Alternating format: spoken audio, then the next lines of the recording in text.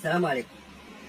أنا سبت الناس تتكلم على السيدة المغربية أم شنطة.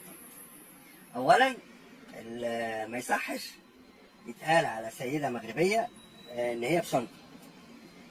ثانيا اللي متجوز مغربية يا إما قدها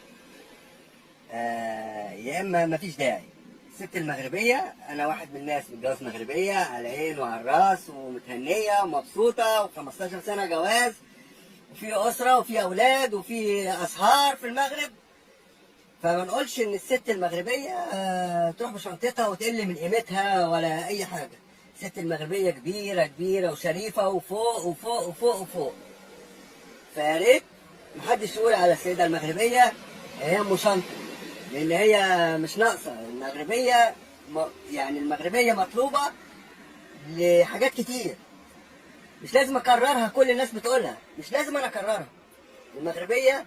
المغربية حرة، المغربية شريفة، المغربية بكتافها، المغربية أنيقة، المغربية بتعرف تتفاهم، المغربية بتعرف تعمل أسرة. المغربية مهما قلنا مش هنوفيها حقها.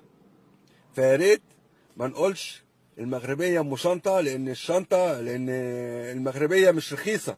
المغربية اللي هيروح يتجوز واحدة مغربية في المغرب هيجيبوه، يعني هيصفوه عشان يدوله بنتهم. يعني المغربية مش رخيصة، المغربية غالية على أهلها، المغربية غالية على بلدها، المغربية غالية على زوجها، المغربية غالية. محدش يقول المغربية بشنطة. المغربية مش بشنطة، المغربية بأخلاقها، بجمالها، بسحرها، بقيمتها، بكل حاجة.